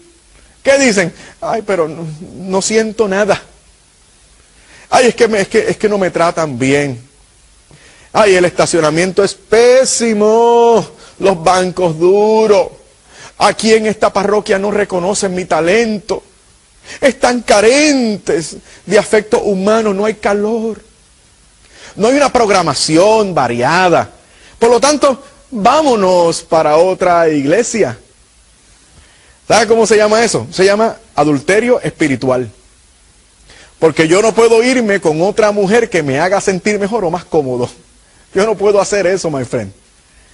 Yo no soy mi propio dueño. Jesucristo es mi dueño. Él me compró y le salí carísimo. Y yo no tengo para devolverle lo que Él me ha pagado o lo que Él ha dado por mi rescate. Yo le costé sangre. Sangre. ¿Quién le devuelve eso al Señor? Sangre inocente, sangre pura. Sangre de la Virgen, por cierto. Entonces hay que creerle al Señor. Y aquellos judíos incrédulos se fueron yendo. Mira qué interesante. ¿Sabes tú lo que le dijo el Señor a los que se fueron? ¿Quieres que te diga lo que el Señor le dijo a esa persona que se fue? O a esas personas que se fueron, a esa multitud de 10,000 personas. Escucha bien, el Señor no les dijo nada. Yo me imagino que a lo mejor por eso se van gente de la Iglesia Católica y el Señor tampoco les dice nada, porque es que Él respeta nuestra libertad. De hecho, la Iglesia Católica lo ha dicho. O sea, nosotros en estos países totalitarios o donde mande o estén basados en régimen religioso fundamentalista, la Iglesia Católica lo único que pide es libertad. El único que pide libertad, porque el mensaje cristiano hay que asentirlo de forma libre. Por eso la Iglesia respeta, fomenta, cree, promueve la libertad de los pueblos y la libertad personal. Entonces, el Señor es así. El Señor no le dijo nada, se fueron yendo. Ahora bien, mira, yo me pongo a pensar, recuerda que yo fui protestante hasta hace muy poquito. Y yo puedo, haciendo un esfuerzo, yo creo que puedo por algunos segundos, adoptar una actitud protestante o de católico sectario para abordar el comportamiento del Señor. El Señor les hubiese dicho a ellos, yo le hubiese dicho a esa multitud, no se vayan por favor. y con una actitud así bien evangélica, bien protestante o de católico sectario, les diría, por favor no se vayan, quédense aquí conmigo y que cada cual crea lo que le dé la gana. No se vayan, por favor. Algunos, para los que quieren una iglesia democrática, a lo mejor también el Señor lo hubiese echado a votación. Digo yo, ¿quiénes creen que estoy hablando literalmente? ¿Quiénes creen que estoy hablando simbólicamente? ¿Fue eso lo que hizo el Señor? ¿Fue eso lo que hizo el Señor? El Señor no es como nosotros, mi hermano. Y yo por eso estoy tan contento. ¿Y qué es lo que hago yo ante la voluntad y la palabra del Señor? Lo mismo que hacen casi 1.000 millones de católicos. Someternos. Creerle al Señor. Firmes en lo que Él ha revelado. ¿Por qué? ¿Porque seamos buenos? No. No. Para lograr la santidad. Para lograr ser promovidos. Para lograr ir al cielo. Como no somos santos, nos fijamos de lo que el Señor ha provisto por nosotros. Y el Señor se ha provisto a Él mismo. Su cuerpo, sangre, alma y divinidad en la Santa Misa. Dios te bendiga. Gracias por estar en sintonía con nosotros. Nos vemos pronto. Hola, ¿qué tal? Bienvenidos a Estoy en Casa. Durante esta serie de programas he tratado de abrir mi corazón y estoy feliz porque estoy satisfecho. Te he hablado francamente, te he dicho toda la verdad acerca de mi proceso de peregrinación hacia la Iglesia Católica. Te he hablado acerca de los temas con los cuales tuve que lidiar, las verdades de fe que fui aprendiendo, una felicidad inmensa, porque me sé en comunión con la iglesia que Cristo fundó. No hace 100 años, ni hace 500, hace 2000 años, con la misma iglesia que Cristo fundó personalmente. Y eso me hace sentir muy bien, feliz y tranquilo. Te he estado hablando desde el último programa acerca de la Eucaristía, de cómo descubrí este tesoro inmenso, maravilloso, hermoso de la presencia real de mi Señor en la Santa Misa, en la Santa Eucaristía. Estaba narrándote últimamente el capítulo 6 del libro de San Juan, del Evangelio según San Juan, capítulo 6, donde el Señor da aquel maravilloso discurso del pan de vida. Y Él dice, yo soy el pan vivo bajado del cielo, quien come de este pan vivirá para siempre, y el pan que voy a dar es mi carne por la vida del mundo. Mi carne es verdadera comida, mi sangre es verdadera bebida. El que come mi carne y bebe mi sangre tiene vida eterna. Maravilloso. Pero por supuesto recibió la resistencia, tuvo la resistencia de personas que no creían. Y no creían porque pensaban que Jesús era un mero hombre, con algunas facultades extraordinarias, y por eso podía obrar un milagrito y hacer aquella multiplicación de panes y peces que había hecho en el versículo 1 en adelante. Pero al fin y al cabo, como era hombre, podía también equivocarse. Y pensaban que en efecto, se había equivocado cuando decía que había que comérselo y había que bebérselo. ¿Entendieron las palabras del Señor? Como el Señor como se las estaba revelando. Pues literalmente, eso es lo que estaba diciendo el Señor. Hay que comerme, hay que beberme, hay que recibirme. Y recuerden que en los evangelios tenemos por escrito la fe y la celebración de la iglesia para la cual fueron escritos. Se está hablando en este capítulo de la Eucaristía. No quepa la menor duda. Bueno, así coinciden casi todos los estudiosos de la Biblia. Pero también está claramente estipulado cuando Él da ese discurso del pan de vida. Él está hablando de recibirlo en la Eucaristía. De recibirlo detrás de unas apariencias que aparentan no ser lo que en verdad es. Porque es por fe. Así lo creemos. Y lo creemos porque Jesucristo tiene todo el poder para hacer lo que Él diga. Y lo creemos porque Él es Dios fiel y verdadero y Él no miente. Entonces, esto pudiera matizar la diferencia entre un católico y un no católico, estén bien pendientes, esto podría matizar la diferencia entre un católico y un no católico. Lo voy a hacer en dos preguntas, devengándolo todo del acontecimiento de Juan capítulo 6. ¿Crees tú que el Señor siempre dice la verdad? Esa es la primera pregunta que tienes que contestar. Son dos preguntas, esta es la primera, la voy a repetir de nuevo para que la contestes. ¿Crees tú que siempre el Señor Jesús dice la verdad? ¿Cuál es la respuesta? ¿Sí? Ok. Yo también creo que sí.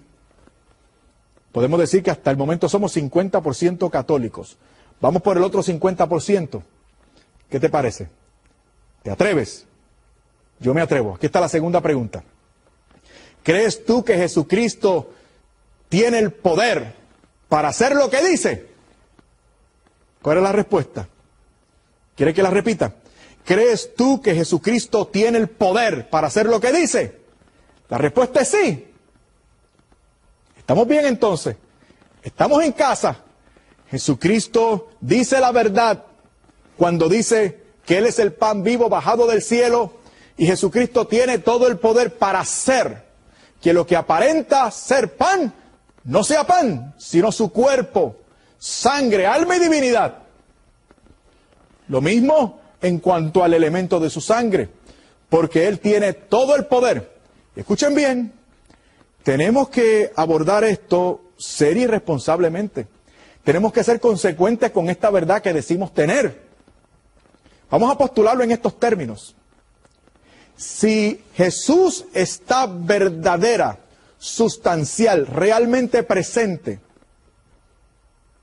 si Jesucristo está verdadera, real y sustancialmente presente en la Eucaristía, tú y yo tenemos el deber de adorar el Santísimo Sacramento y de observar la Santa Misa. Y si no es cierto que Él está presente con su cuerpo, sangre, alma y divinidad, entonces tú y yo somos unos idólatras. Así como hay que ponerlo. Entonces, como dice San Pablo, en el capítulo 10 de Primera de Corintios, tenemos que decidir, ¿está o no está? Yo creo que está, porque creo en las palabras del Señor, porque Él no miente, y creo además que Él tiene el poder para hacer lo que dice. Yo lo creo, porque Él no es hombre para que mienta, ni hijo de hombre para que se arrepienta. Él tiene todo el poder, todo le ha sido dado en el cielo, en la tierra y debajo de la tierra. Ha recibido un nombre que es sobre todo nombre, para que toda lengua confiese que Jesucristo es el Señor. Y si Él dice que ahí está presente, ahí está presente. Y si Él dice que yo tengo que participar de ese sacramento, yo participo de ese sacramento. Porque ya no vivo yo, es Cristo el que vive en mí. Él es el que manda, Él es el jefe. Y por eso estamos tranquilos, por eso estoy tranquilo, porque estoy en casa. Y aquí estoy seguro de que el Señor no me miente, porque Él es fiel y verdadero. Porque Él no es como los hombres, Él no caduca, no cede, no muda. Él ha sido siempre el mismo en el pasado, es el mismo hoy y será el mismo por siempre jamás. Por eso estamos en casa y estamos tranquilos. Ahora bien, después de haber descubierto esta riqueza, esta verdad maravillosa de la presencia de Cristo en la Santa Misa, ¿qué más quedaba? Algunos de ustedes preguntarán, bueno, ahora sí, ¿te hiciste católico? Bueno, todavía faltaba un poquito más. Ya estaba convencido. Esto es fascinante, esto es tremendo, esto es fabuloso. Ahí está el Señor. Aunque no me hayan gustado los católicos en el pasado, la verdad es que al fin y al cabo tenían razón. Esa es la iglesia de Jesucristo. ¿Y qué me faltaba? Bueno, tengo que reconocerlo. Como evangélico que era, me faltaba sentir. Entonces yo quería sentir, ¿por qué? Porque para una mentalidad evangélica, protestante y sectaria, el criterio de autoridad no es apostólico, que como habíamos quedado, es el criterio revelado y establecido por Cristo para entender los asuntos de fe. No, el criterio nuestro era sentimental, los sentimientos. Por eso cuando van los mormones a tu casa, Ellos te presentan unas láminas bien bonitas, de estampas de la vida de Jesús. Unas preciosas, con unos contornos bellos, con una suavidad de colores, con un glamour, una belleza. Y te pasan esas laminitas y te van explicando su doctrina. Y llega un momento en que te preguntan, ¿y ahora cómo se siente? Y después tú has estado viendo esas láminas tan bonitas, tú dices, ¡ay, yo me siento tan bien! Y ellos te dicen, ¡ah, ese es el Espíritu Santo que le está redarguyendo! ¿Por qué sabe usted que es el Espíritu Santo? Porque lo siente. ¿Se siente? Bien. Ese es el criterio. A mí me gustaría saber cómo sentían aquellos mártires del primer siglo, primero y segundo siglo, en el circo romano. ¿Sentían bonito? ¿Eh? No, sufrían, padecían. Se alegraban por estar sufriendo por el nombre del Señor. Pero no sentían bonito, porque los dientes de una fiera no se sienten bonitos. El criterio de autoridad no es sentimental. Pero yo quería sentir. ¿Qué fue lo que hice? Bueno, descubrí además que esta iglesia dice tener poder para perdonar los pecados. Jesucristo, lo vi claramente en el Evangelio, San Juan capítulo 20, versículos 22 y 23, instituyó ese sacramento. El sacramento de la reconciliación. El medio de gracia establecido por Dios para que nos reconciliáramos, tú y yo, con Él. Ahí estaba. Pero yo quería sentir bonito. ¿Y qué fue lo que hice? Bueno, hice algo que se supone no podía haber hecho. Porque una persona que no está en comunión con la iglesia de Cristo, pues no puede participar de estos medios de gracia que le corresponde a los hijos de la iglesia. O sea, yo estaba alejado de la comunión plena de la iglesia, yo no podía participar del sacramento de la reconciliación. Haciendo mal, y lo lamento mucho, pero gracias a Dios no lo sabía. Y me faltaba un empujoncito más, y ese empujoncito extra me lo dio ese maravilloso sacramento, esa maravillosa verdad de la reconciliación con Dios a través del sacramento de la reconciliación, o de la confesión, como le llaman también. Entonces, ¿qué fue lo que hice? Bueno, lo primero que hice fue comprar el ritual de la confesión. ¿Por qué? Porque yo quería hacer una buena confesión. Este pastorcito quería hacer una buena confesión. Mi estudiante y profesor de teología no va a inventar en el confesionario. No, una buena confesión. Porque yo iba a retar al Señor. Y yo quería que si el sacramento fallaba, es decir, si yo no sentía bonito, que no fuese por culpa mía, yo me iba a preparar bien, que fuese por culpa de la falta de poder del ministro o de la capacidad de la iglesia para administrar ese sacramento. O sea que aún todavía tenía esperanza en un rayito, algo que al fin de cuentas me alejara de la iglesia católica. Me faltaba ese otro empujoncito. Me preparé. Fui a varias iglesias buscando un buen sitio donde poderme confesar. Número uno, no podía estar muy cerca de mi casa. Ustedes entenderán el porqué. Tenía que tener estacionamiento, buena facilidad de estacionamiento, apartado de la iglesia o de la parroquia. No quería que el carro mío estuviese o lo vieran en el estacionamiento del templo católico. Así que busqué un estacionamiento lejos, que tuviera por lo menos facilidades de estacionamiento apartados de la iglesia o de la parroquia. También investigué sobre los horarios de confesión, investigué sobre los curas, si me conocían, si no me conocían. Entraba a las iglesias, me gustaba mucho las de los pueblos en mi país y los países que devienen de la cultura hispánica. En nuestros pueblos, en la mayoría de ellos, hay una iglesia en el pueblo, cerca de la plaza.